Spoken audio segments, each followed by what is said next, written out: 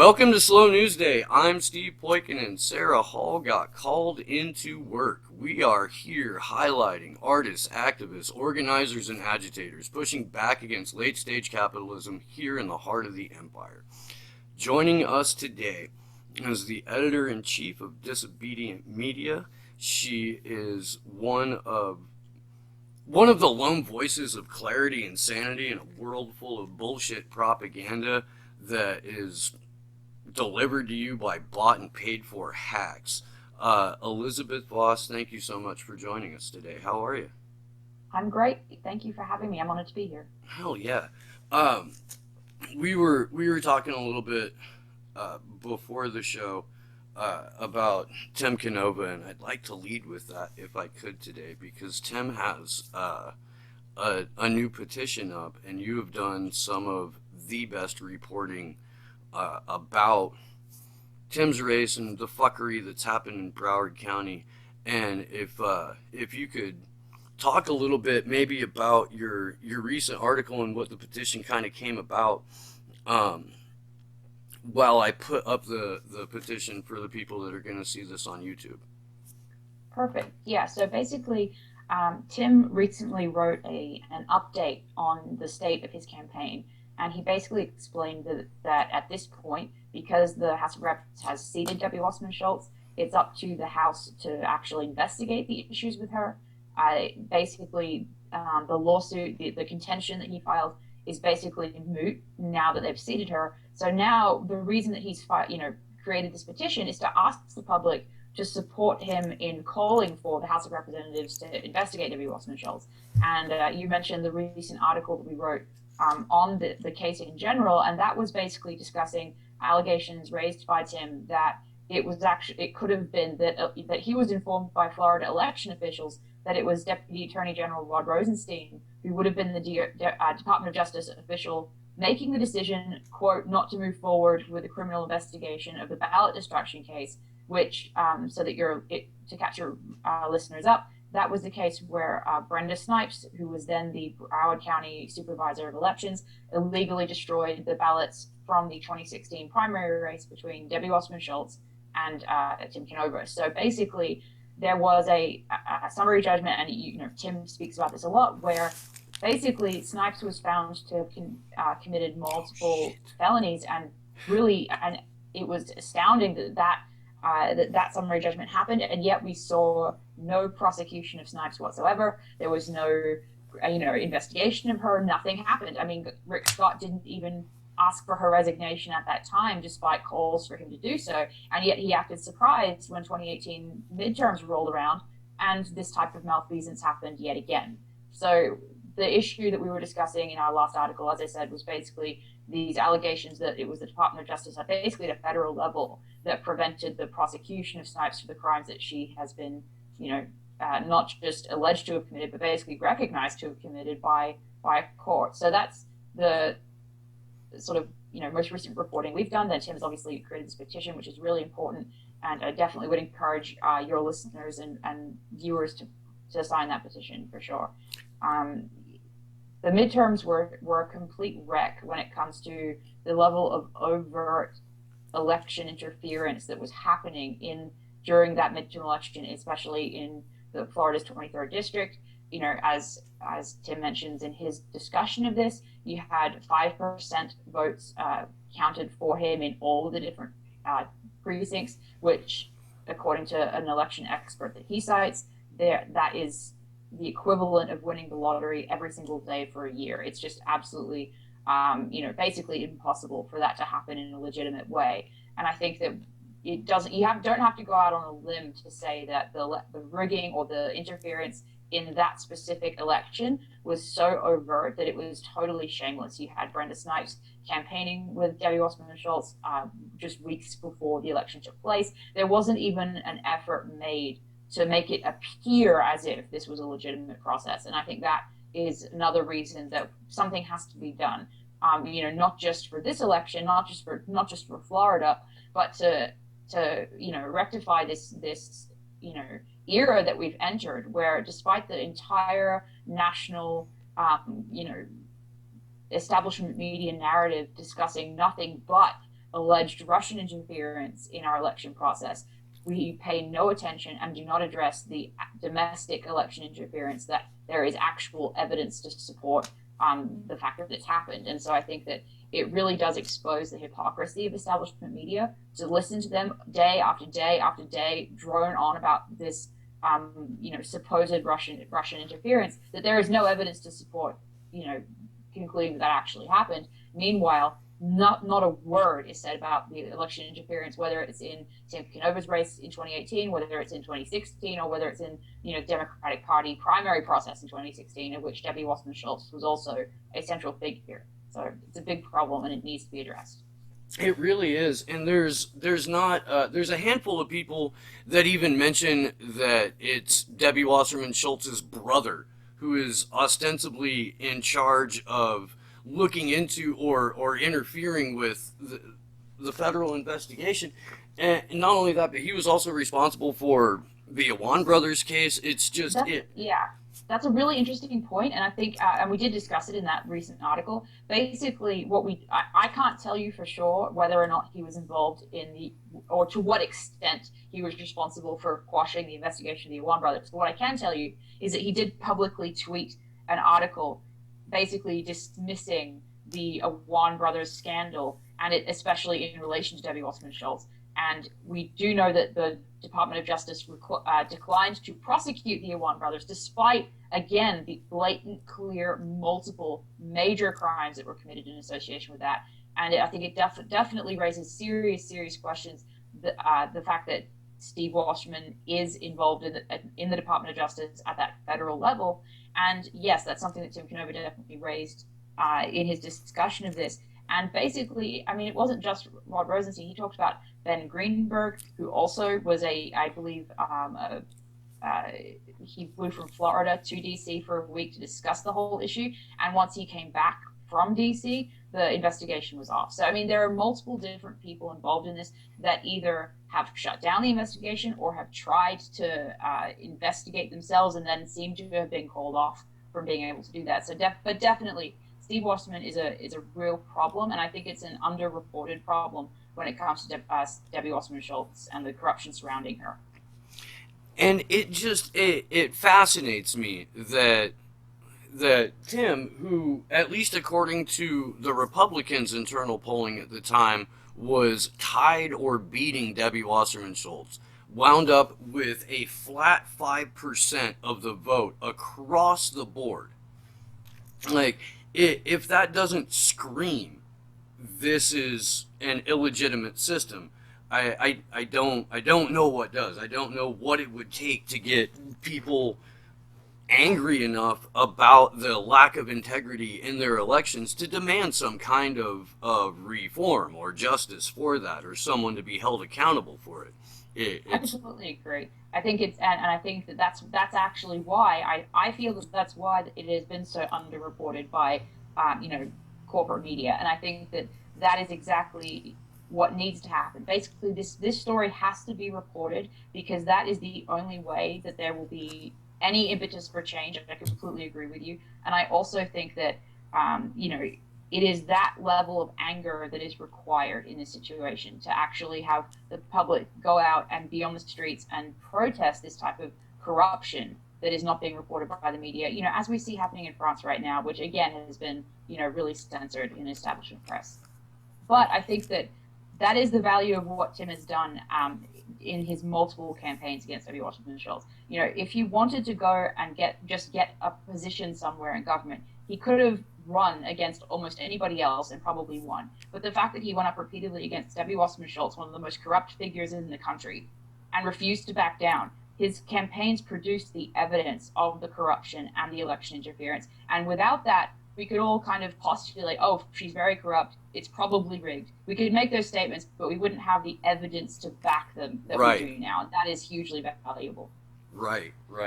The the amount of evidence and the amount of just incredibly, if nothing else, bad optics, loading boxes of unmarked ballots into the back of an Enterprise rental truck, Exactly. finding ballots, uncounted ballots in storage closets. it it's a fucking cartoon. It's, we're living in a fucking cartoon. Where our last president won a Nobel Peace Prize and started 5 illegal wars and ran out of bombs, and this current president is in the WWE Hall of fucking Fame. Like, Exactly. I don't. It's incredible to me that the what we're willing to put up with in order to just pay rent and just pay bills. Like it it's a fascinating thing to me. But I think that the fact that people are forced to basically focus on nothing but basic survival at this point across the country, Yeah, I think that's one reason that there isn't more protests, and I think that it's an unfortunate symbiotic relationship between the struggle for survival in this plutocratic situation and the unrest that is then channeled by one side into the Russiagate saga to deflect from the cheating of Bernie Sanders, et cetera, et cetera. And on the other side, you have kind of establishment narratives coming from places like QAnon, which again kind of transfix and hypnotize the right into complacency. And I think that the reason that those are such important narratives is because they do prevent the type of situations that you see happening in France right now, in my opinion. so the point, it's not that the point hasn't been made that the French are have the freedom to protest because they don't have to worry about losing their health care. That point hasn't been made enough in the right areas. Um, but I've been my take on QAnon from the very beginning, and I've said this to a lot of people who subscribe to Q from the get, is that it's anonymous, the OG anonymous for the right wing, and it's a complete CIA, NSA psyop. It's giving people, it's hope porn for Exactly. the Exactly. alt right, while their hacktivists get rounded up just like they did under Anonymous by our intelligence community, and then given a choice, go to prison or go to work. Uh, and the people who would otherwise become activated and motivated are caught waiting for the other shoe to drop for fucking ever. Exactly. And I think that it's useless when I speak to people that follow Q, it is totally useless to say, well, show me evidence or let's have an open discussion about who this is. The only thing that I can tell them is who benefits from these narratives, who benefits from you remaining at your computer and quote researching in this way. And that's the only answer I can give people. But yeah, I agree with the term hope porn. I wrote an article basically about the death of hope and why that is crucial for an American awakening. And the reason I wrote that was not just QAnon; it was also because of my own experience with Bernie Sanders and the expectation that that same kind of phenomena would happen again in going into 2020. I think that on both sides you have that hope allows people to remain in a state of paralysis, and it is counterproductive to the change that has to happen. So, I agree with that completely. I think that sorry, let me back up for a second. My argument to the Q people has been, look at the complete infiltration of the Bush company loyalists and the Clinton loyalists into Trump's administration. They have taken every key spot in that place, and Trump is not hiring people for very true. a ton. When John Kirikow was on, he said there's something like 67 different jobs within the State Department that haven't been filled, and Trump spends like 2/3 of his time, according to reports, doing fuck all, watching Fox, rage tweeting, shit like that. Which means that the only people that are working 14, 15, 16 hours a day are, as Cynthia McKinney calls them, the Ziocons, the Bushco cabal, the people that Trump was ostensibly elected to get rid of. Of course, definitely. I Uh, think when you look at the nomination of Gina Haspel as CIA oh director, my I god. think that should counter every single Q narrative that exists. I think that's a huge indictment against Trump, against any pretense he had that he was against that kind of unelected military power structure, for sure. Or John Bolton, or Exactly. fucking Elliot Abrams.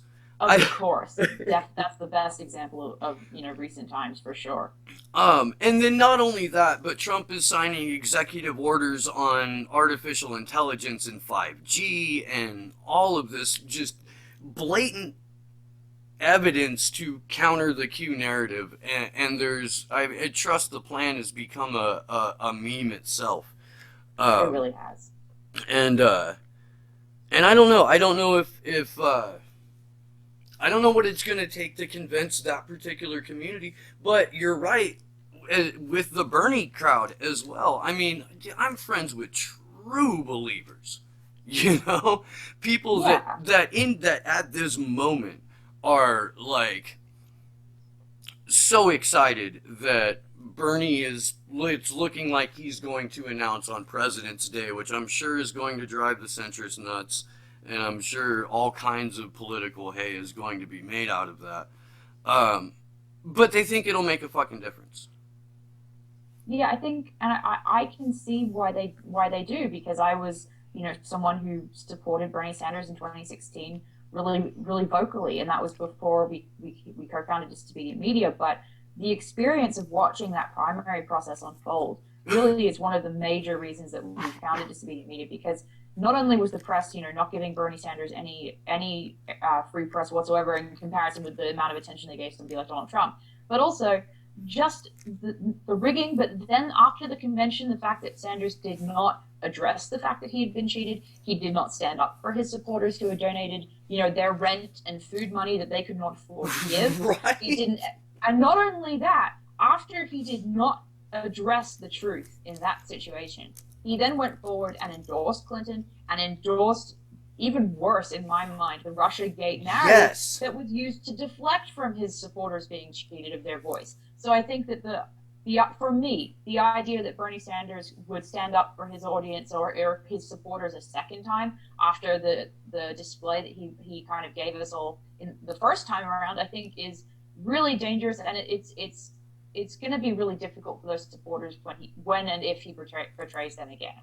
So And, I don't blame them for supporting his policies, but I think that his actions tell us a different story. 100%. That's absolutely right. And let's also not forget that along with not addressing the fact that he was rigged or robbed by the Clinton campaign, which he then endorsed, he also never said a goddamn word about the money that was donated to the DNC in his name that was then Exactly. appropriated by the Clinton Foundation or the Hillary for Victory Fund or whatever they called their new slush fund. He never once addressed that. Jared Beck had to go and address that. Exactly. Well, and that in the same way. So those are there are two people, well, definitely more than two people, but two real efforts that have shouldered the burden that Bernie Sanders passed on and did not take up himself. He passed the buck to people like Jared and Elizabeth Beck and Nico House, who was also Yep. instrumental in triggering the DNC fraud lawsuit. So they were the ones that went after that issue that you mentioned about the donations and the fact that basically by interfering with that primary process, the DNC went against its own charter that promised fairness. Then you have people like we discussed earlier, Tim Canova, who also fought against Debbie Wasserman-Schultz in the sense that Bernie Sanders really should have. So those are multiple kind of facets of the responsibility that Bernie sort of just let go and did not take on himself. Yeah, and then became, in my mind, the gatekeeper to a genuine labor movement True. because and this is, I mean, this is my own personal take on it, and I haven't really seen it covered or presented this way before, but I have mentioned it on the show. um, Bernie within the Senate decided to work with by optically threatening Amazon, McDonald's, a couple other companies, and a raise in base pay was negotiated for workers at the expense of their seasonal bonuses or performance incentives or what have you, but not directly out of the pocket of management. Is what I'm getting at, and it was at a time where there was some steam going with the movement for a People's Party and a Labor Party. Um, and it looked, teacher strikes were happening across the country. It looked like there was movement towards a genuine labor party, or at least mass demonstration organization on behalf of workers. And Bernie steps in and takes down Amazon, right? That's how it was reported. Right. Um, I believe so. and yet, I think they tried to give the credit to somebody else, but or I think they tried to give the credit to Bezos himself more than Bernie, because still the media granting Bernie Sanders a victory is something that they just haven't been able to get around to yet. Um, but in my mind, it was like, holy shit, dude, he just pacified millions of people by this one move. Exactly. And I And think that, yeah, go ahead. no, it was similar to the way that Obama put the left to sleep for 8 years. I could not agree more. And I think that although I can't, I don't think any of us can speak to Bernie Sanders' motivations. No, I think the effect that you're describing is absolutely correct. And I think that it's really shameful that not only did he not, challenge the rigging that took place against him, but he then turns around and does kind of makes these gestures that are not effective in the way that he presents them to be. I think it's like a compounding kind of betrayal, and that's why I have a lot of empathy and sympathy for the people that support him in the way that they do I do too. now. And in addition, like you mentioned, the fact that the media won't give Bernie any credit. Well, that's again the fact that not only did he kowtow to Hillary, not did he, take on the Russiagate narrative as if it was real, he's still being attacked in the media. So no matter how much he toes their line, they're always going to, it's never going to be good enough for the establishment. So it I makes it even know. more appalling that he did it in the first place. He's on Chris Cuomo's show saying that people should never vote third party as an independent senator in the United States Congress. And they Yeah, still call him Putin's puppet. It's just, I don't, like, okay, look, man, how did he just get beat like a rented fucking mule his entire childhood, and just thinks that, like, if he keeps trying, they'll suddenly accept him? Or, like, I mean, you're right. We can't speak to his mindset on that. I would have yeah. told those I have people no to idea. fuck off a long time ago. All I know is that I can't understand it, and that I do not empathize with that type of decision making. I think it's really sad, genuinely sad for myself when I look back at the video clips of Sanders in the '80s talking about being a socialist, not a Democrat, and or Yeah, the videos of him speaking truth to power and saying, no, I will not yield on the floor, on the floor of the Senate. And I think that that's really genuinely heartbreaking to see that, and then see his actions now when he has national, nationwide audience that want yeah, to support him. yeah, yeah. Nobody gave a fuck when he was Tom Hartman's fireside chat guest. Yeah, Exactly. they were all distracted by other shit. But yeah, you're right. He has a national platform now. He has a national audience now. He has an army of true believers and organizers that think that, um, some form of democratic socialism is good enough to put the reins on what looks to be a climate catastrophe. And that's, I don't know where you stand on that. And that's not even necessarily what we were here to talk about. But um, I don't think that a President Sanders is going to be effective enough to combat the level of inequality and the level of I mean, California, we had like 100,000 climate refugees because of forest fires this year. You know, Exactly. um, and that's a real thing. And as it becomes more uninhabitable to live on the coasts, we're all going to be pushed inward. And whether that fulfills an Agenda 21 prophecy or it's just the way that shit panned out, like, we're going to have to deal with and create an infrastructure for upwards of 30 to 60 million people that need to move inward from the coast. And I don't think that there's any realistic vehicle offered through the political process for that. No, but I think that I agree. But I think that those types of issues that really are pressing are exactly why you have sheepdogs on the left and the right trying Mm-hmm. to just pacify rather than actually change the status quo.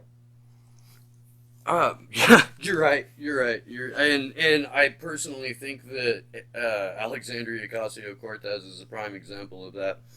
Absolutely. I wrote a whole article about that myself, saying, the difference between someone like her and Tim Canova, meaning specifically, and citing from Jared Beck's book about the DNC process, and I think the title of the book is "What Happened to Bernie Sanders." Yeah.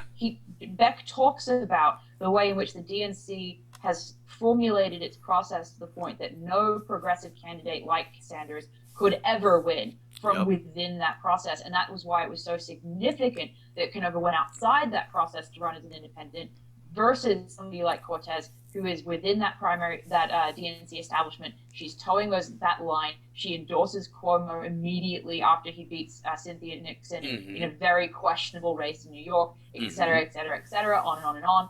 And so the difference between those two individuals, I think, is a real crystallization of the cancer that is the DNC. It's an example of why actual change will never come from within the Democratic Party. Yeah, that's pure fucking fact right there.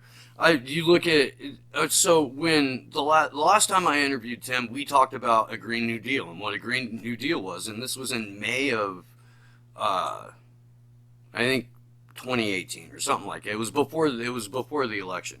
Um, uh, and it was the Green New Deal that the Green Party itself had come up with, and Tim had a couple of different and additional ideas to it. And the difference between, you're right, Tim Canova and Alexandria Ocasio Cortez is that Tim ran with a Green New Deal as presented that really addressed the underlying root causes of systemic environmental collapse. And Alexandria Ocasio Cortez, who took a Green New Deal to Congress that was immediately corporatized and immediately watered down, and Exactly. immediately Exactly. delivered to the donors in order to rework. And that's not, it's just not an effective vehicle for change whatsoever. I really, really think it's going to take asses in the street in order to get any of this done. And I think that's what we're left with when we can't trust our votes to be counted, when we no longer have enfranchisement through our vote. I think that's the only option we have left. But also, there's two things that have to be addressed if we are going to have any change, that you talk about and describe. One would be election integrity, which I think, we've discussed now during this podcast, a lot, and it is extremely important. The second prong of that we have to have is transparency. And the only organization that is providing that right now is WikiLeaks. None of the corporate media outlets or corporate media journalists are providing us any degree of actual transparency or critical thinking regarding the establishment and the plutocracy. They are servants and sycophants of that establishment. So that's why I think, along with recognizing and fighting against the election integrity issues, or the election rigging and interference issues, we have to talk about where on earth our information, our primary source material would come from, if not for WikiLeaks, because we don't have a lot of options outside of that. I couldn't agree more. And one of the reasons that I asked you on the show in the first place is because of your depth and breadth of knowledge on Julian Assange and WikiLeaks. So well done on that segue, man. That was beautiful. Um, let's talk about that. We are now into what, a decade of It is approaching 3,000 days of detention, not just specifically gagging, but detention in the Ecuadorian embassy in London for Assange at this point. Jesus fucking Christ. Um, Yeah, it's a long time. And of that, we're approaching a year since Assange was gagged, since he was silenced by the Ecuadorian government. As Pulitzer Prize winning journalist Chris Hedges put it, that it's the crucifixion of Assange. It is Yes. transforming asylum into a torture chamber, and I could not agree more with that sentiment. And just 15 days of isolation is considered torture by the UN. Think about how many times over that has happened for the almost a year to have passed since he's been able to contact the outside world. Now, I know that he is now able to receive visitors if they pass through many hoops of red tape and bureaucratic or kind of waffling in order to visit him, but he is still unable to express his thoughts to the outside world, and that is still a huge breach, I feel, of his human rights. Yeah. The whole thing is, I mean, the whole thing is just unconscionable.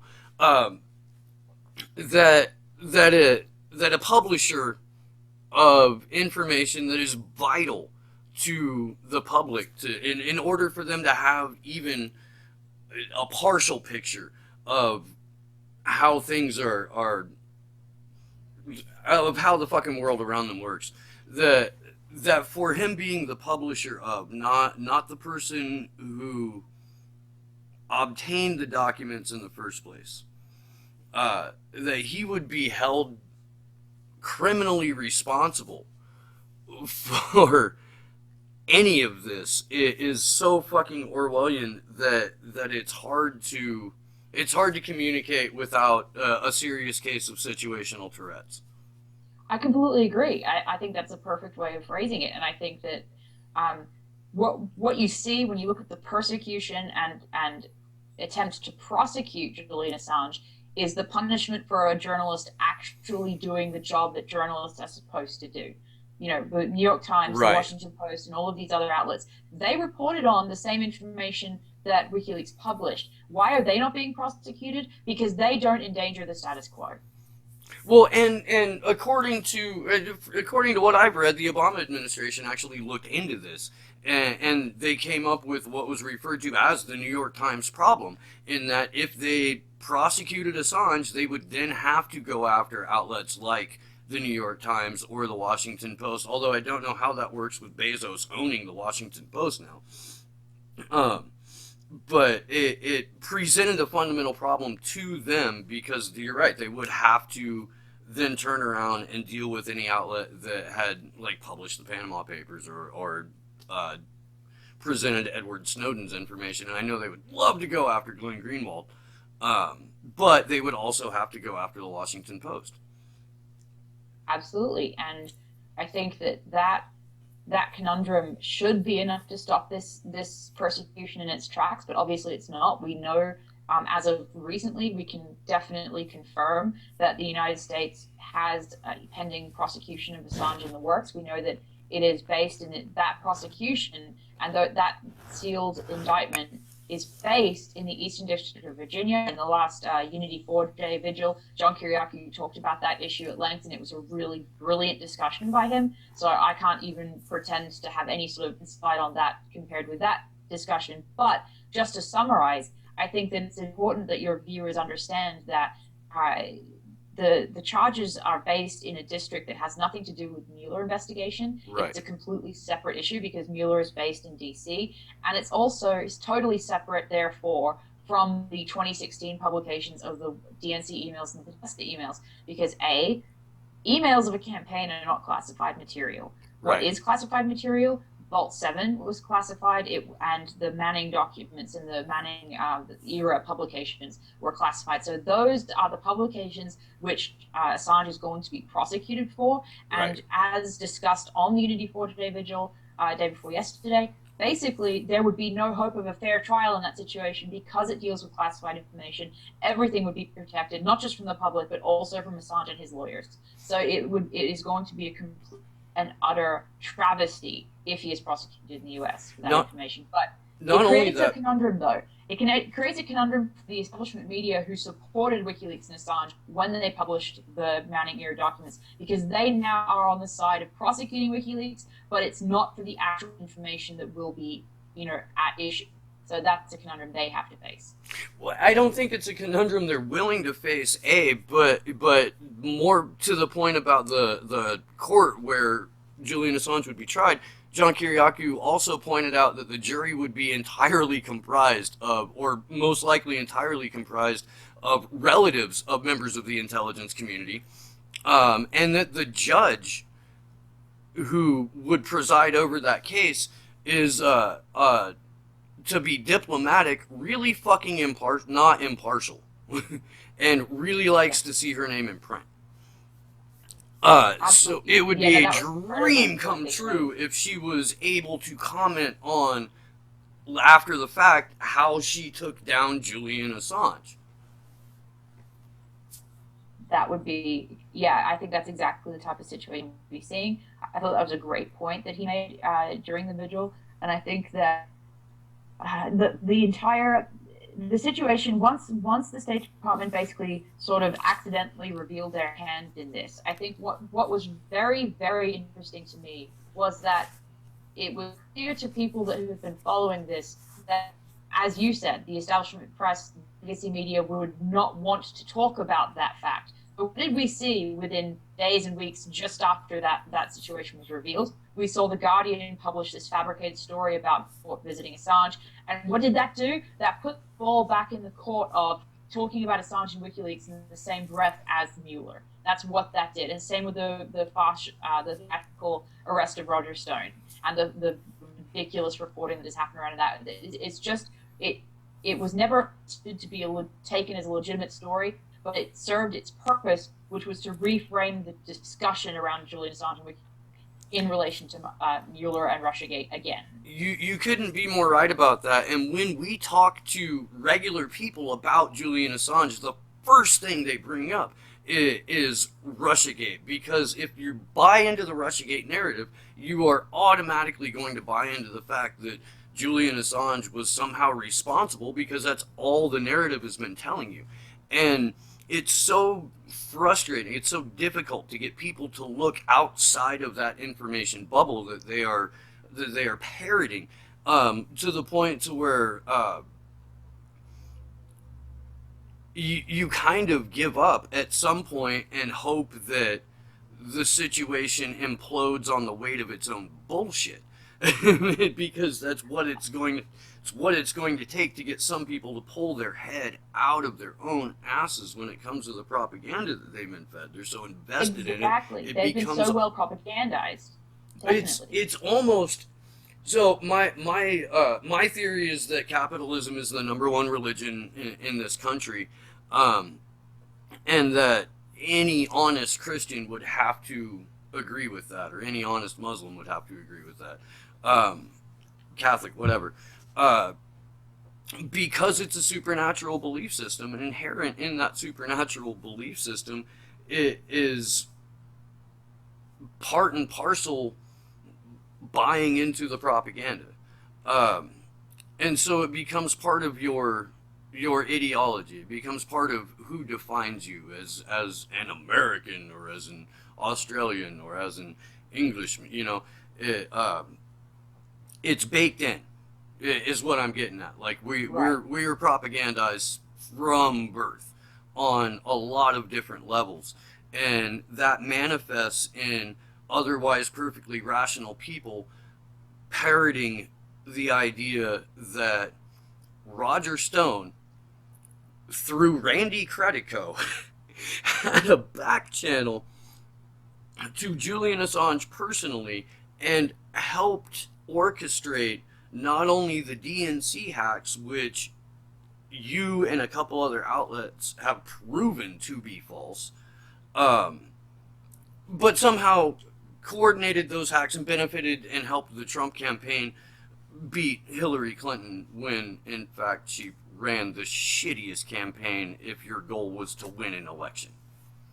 Yeah, I think she could have won an election against a dead dog. Honestly, I don't think that. I mean, it was just atrocious that she was basically falsely nominated. But back to this point about the propaganda, I completely agree, and I don't blame people for basically skimming headlines from the Washington Post as Right. they're going about their busy day trying to survive. I don't blame people for not looking further into those details and understanding that it's completely false. Get why people have been so successfully propagandized as they are trying to survive, as you say, in this capitalist system that we're in. But also, it's not just the Washington Post and media; it's also these entities that describe themselves as arbiters of bias and fairness, Yeah. like Media Bias Fact Check, which also has smeared not just disobedient media, but also WikiLeaks, where they describe WikiLeaks as proven to have been a conduit for Russia or a Putin puppet. They describe WikiLeaks as publishing mixed accurate information when they have the best track record in the world. Right. They then they go on to describe entities like the Atlantic Council as totally accurate and totally unbiased. So what I'm saying is that in addition to the Washington Post, the New York Times, and all of these outlets giving you false headlines about WikiLeaks and about Russia and about Russiagate, you have other entities that, if you didn't know better, if you are not aware of this information, that you think that you can trust to tell you the truth, telling you absolute lies. And I think that there is a multifaceted, reality in which people are forming these false opinions. But yes, I think that the Roger Stone situation is ridiculous. Obviously, we can debunk that. We can debunk Russian hacking. And look, NBC published just the other day an article admitting that the Senate Intelligence Committee has found no evidence Yeah. of Trump-Russia collusion. So it's not as if this is difficult to figure out. I think anybody with two synapses and critical thinking can figure this out. But it's just, people that are too busy to look deeper are going to be fooled by establishment media and by entities like Media Bias Fact Check. Well, and it's also people that have made an investment in their ideology, and Definitely. this correlates, because of the way that we're indoctrinated, and that the narrative says there has to be a red team and a blue team, and those are the only two teams that you can have. It's hard for people to pull away from that. And while I think that we are in a period, globally, of kind of seeing through the veil, as it were, I think that because of the clear repercussions of being a truth teller, being a whistleblower, being someone who has an outlet like yours, or being someone who is Julian Assange, who is in broad daylight being tortured for exposing what governments do to their people. I think because of those repercussions, it creates a lot of fear within the regular human being who is working 2 or 3 jobs just to get by and only wants to see the headline on the Washington Post, or only wants to hear the soundbite from Rachel Maddow telling them that the Russians are going to hack the power grid and freeze grandma to death, because it gives them an outlet to vent the frustration and the anger that they would otherwise target against the actual people who are perpetrating this on them. Absolutely. The level of defection that is, fundamental to all of this is huge. It is massive. And so people feel justified in, venting against WikiLeaks when WikiLeaks is the only thing that stands between us and a complete state, controlled corporate press. I think that, and I've said this before in a different interview, but I want to say it again, that everyone who considers themselves an independent journalist or an independent outlet has to support WikiLeaks and Assange, because WikiLeaks and Assange are the only vehicle through which we get the primary source material, where we are then able to counter establishment narratives. If it was not for them, the niche that we have that has flourished, at least before these latest rounds of censorship have happened, Yeah. the niche of independent media would never have grown in the way that it had if it was not for the material published by WikiLeaks. So I don't care what side of the political spectrum you're on, or I don't care what topics you cover as an independent journalist. Every independent journalist with integrity and outlet with integrity has to support, and I mean support, WikiLeaks and Assange if they care about what they're doing. I could not agree with that more. It is imperative that people who claim independent media, claim independent journalism, vocally, loudly support Julian Assange and support WikiLeaks, and watch the Unity for J vigils and participate in that and talk about it to as many people as they possibly can, because you are absolutely right. Were it not for the fact that WikiLeaks was there to drop all of this information on us, including Vault 7, which I think everyone should, I think that should be required reading in high school. But that's just me. Um, were it not for that, we wouldn't be here. You're absolutely right. And we are experiencing a level of censorship that is really frightening. Like we're 2,000 Twitter accounts were shut down for talking about Kamala Harris's record, Exactly, including the account of Jared Beck. including Yes, the account of Jared Beck. and And let's be yeah, honest, he was less than diplomatic in his approach.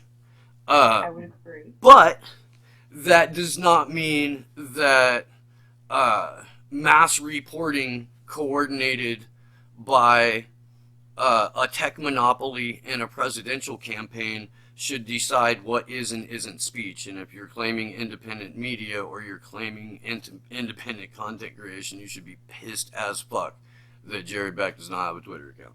Absolutely. And I would be shocked to see that anyone would argue that forced language would, you know, result in somebody being permanently suspended. I think course language is it's part of Twitter. We see it all over the place. So the idea that is a valid reason for suspension is ridiculous.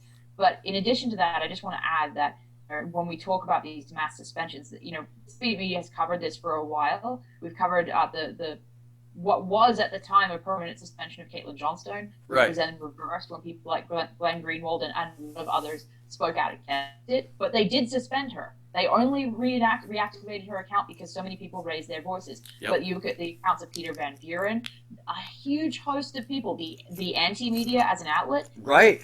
so many people that never did anything against the Twitter rules as they are written have been suspended without reason, without any sort of explanation.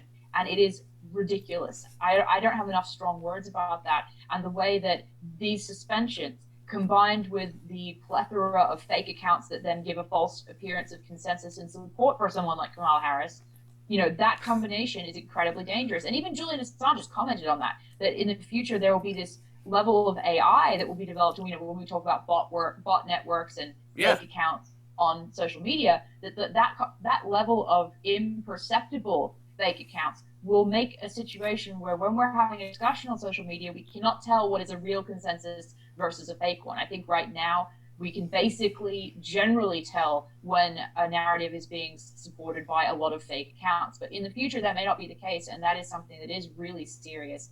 And I think that the efforts to censor are definitely a major aspect of that. I'm trying to pull this up, and maybe so. This show, Slow News Day, is part of a small network of content creators called the Eyes Open Network, and that includes the uh, conspiracy podcast Rogueways, um, the show Odin's Alchemy, Talking Nonsense, and JFK to 9/11.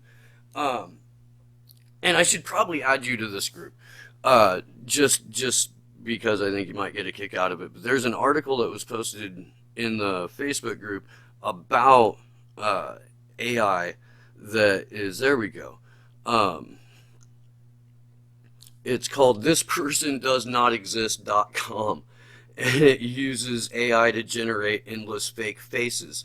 And this is something that the fake faces are things that um, troll farms like David Brock has, or Sally Albright runs, or Neera Tanden has access to, can then purchase and create fake accounts that generate support for Kamala Harris. And there was I don't know if there was an article on it or if it was just snapshots, but it showed the amount of followers that Kamala gained within announcing that she was running for president, and it was ridiculous. There is no way that that activity was organically generated.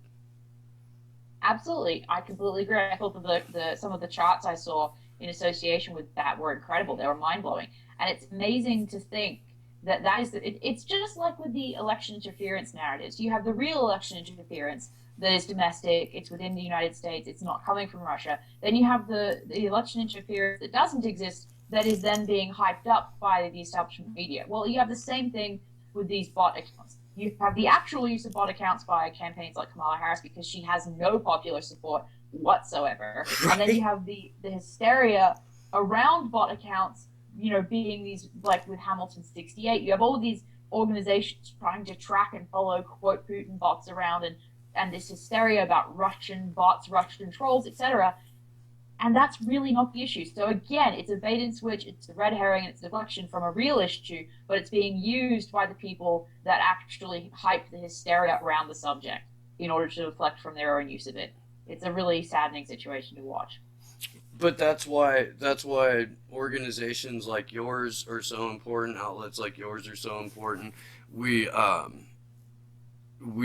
had like Ron Placone on and Graham Elwood on and Jamarl Thomas on, and all of those guys have been subjected to incredible levels of censorship, up to the point where YouTube demonetized Jamarl, stole like $2,400 from him, and to my knowledge, that has never been addressed. My God. I had not heard about that. That's incredible. That doesn't surprise me, but it's horrifying. So they demonetized him um, right before he was getting ready to take an international trip with his wife. And he ended up like living at his mom's house for 3 or 4 months because of it while this whole thing was happening. And he would talk about it on his live streams. But it took almost 90 days for YouTube to remonetize his channel. They never told him why they demonetized him. They never told him why they brought him back. It was just one day there was an ad at the on his show. Wow. Yeah. That is horrendous. And I think that's direct retaliation for the type of topics that he's been covering. I know that he's been great covering Assange and WikiLeaks and Unity4J. He's been great on a number of different topics, as have, the other individuals that you mentioned. They've all been very openly anti-status quo. And that is the highest crime you can commit when it comes to these tech giants, whether it's Facebook, Google, YouTube, Twitter, any of them. That's what gets you in trouble. It's not the coarse language, it's the anti-establishment narrative that you might discuss. Well, coarse language and tone policing is just a fucking tactic that the elite use to avoid a genuine conversation about how badly they're fucking us. And that's why accounts like Jared Beck's should have been able to use as much of that language as they wanted to. Agreed. Without being banned. Agreed. But, I mean, I don't know if you've noticed or not, but I tend to swear occasionally. And it's not because I think that it in any way, shape, or form highlights one particular aspect of my character or another. But I grew up, like I said, on clean LSD and Coast to Coast AM, and part of that was also becoming a devotee to the Church of George Carlin and Bill Hicks and Richard Pryor. And I think that Carlin was right when he did his bit on soft language, and that ties directly into how tone policing reinforces a false narrative and shuts down communication about genuine subjects. We've gone through this, not only this softening of the language, but this, everybody has to be a multisyllabic identifying thing rather than a person. Like we're it's almost like we're moving towards some sort of like transhumanism, especially given all of the AI that we're dealing with. And this is getting a little bit weird. I don't know where you are, where you fit in terms of like relating to the conspiracy community. We have a lot of friends in it. Sam Tripoli is a friend of the show. He hosts the Tinfoil Hat podcast. I don't know if you're familiar with that or not, but I think you should check it out because it's funny as fuck. Well, I think that a lot of times, we know the term conspiracy theory or conspiracy theorist recognize that that was a term that was created by the CIA in order to dismiss anti-establishment thinking. But I think that one problem that, using that term conspiracy theorist or conspiracy theorist community, I think that there is an issue within that community, just like with the QAnon community or the whatever, is that there is a lot of fact and a lot of real, pertinent information that is discussed, but then there's also a lot of non-factual information that gets thrown in with that I think then confuses some people that mean well, and they don't. I think that basically the topics discussed are oftentimes very valid, but it has to be done with critical thinking and factually based information. I think within that community, I believe there is an issue with mixing fact with narrative and mixing fact with belief, if that makes sense.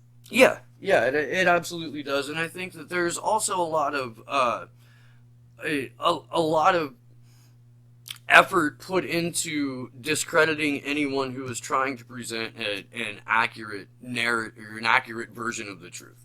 Um, there's a group called the Flat Earth Society that is a fake organization. It's an organization that was set up by U.S. intelligence to discredit conspiracy theorists in general. And you're right. It's the term was used.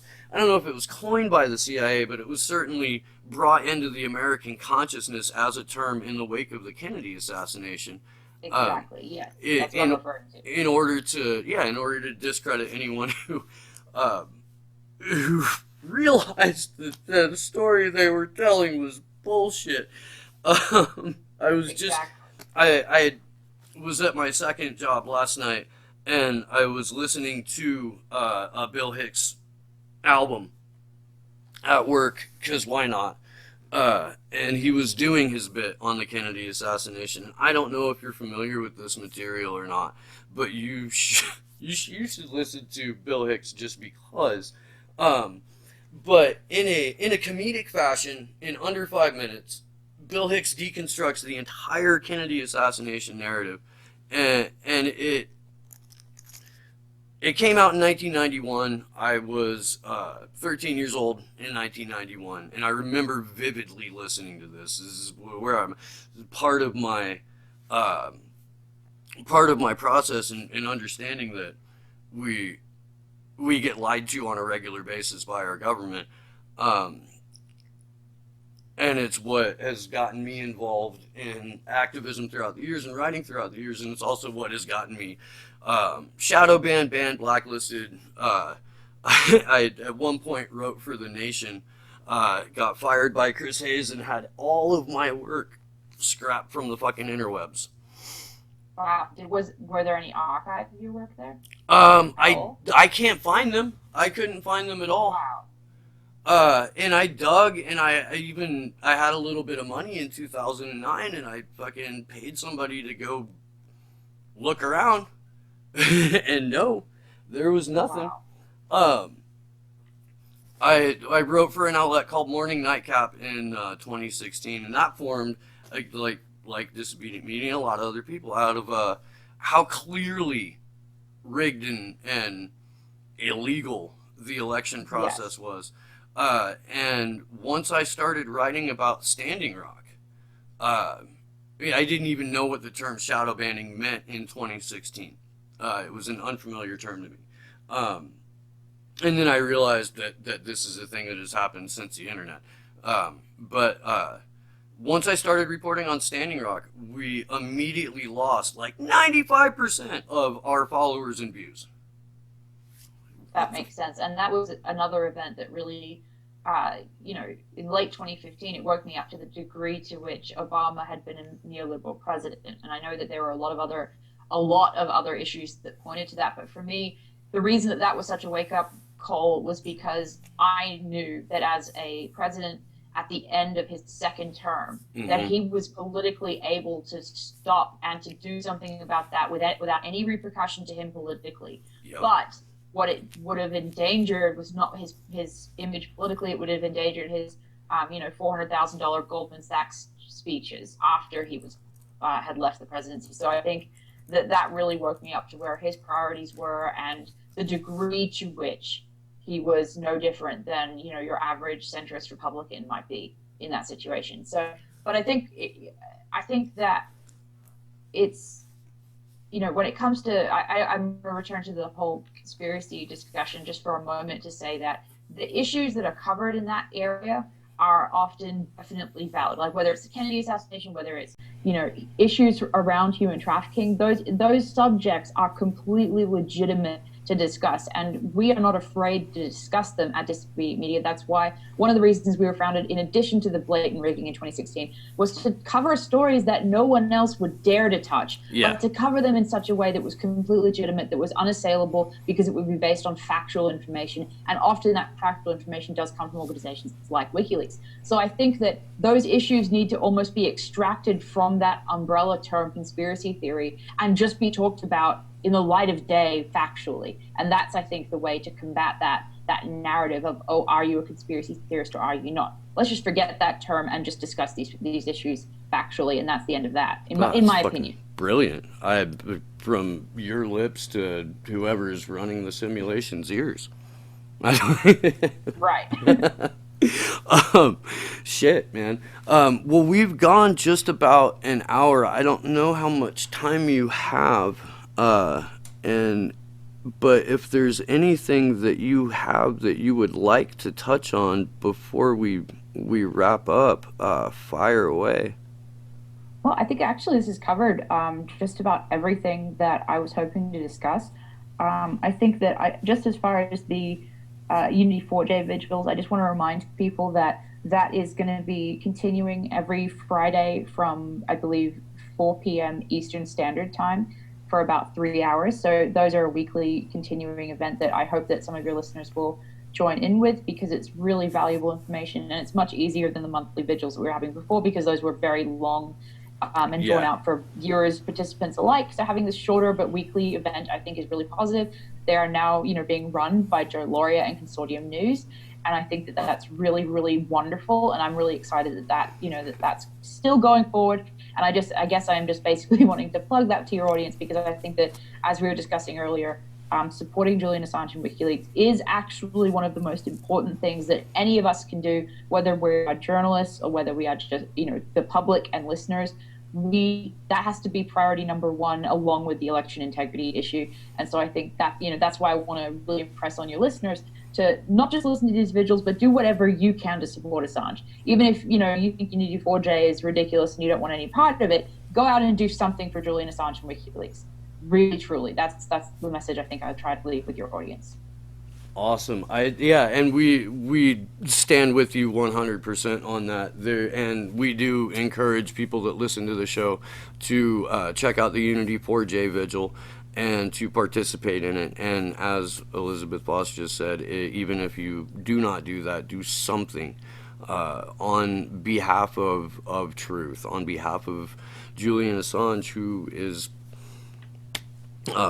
who's the reason that we have shows right now. Thank you so much for spending some time with us today. We really appreciate that. Man, you're more than welcome to come back onto the show whenever you feel like it, if you have something you would like to announce. Elizabeth Voss, thank you so much. Thank you so much for having me. It was an honor to be here, and I'd be happy to come back again sometime. Thank you. All right, and that was a slow news day. Good luck to us all.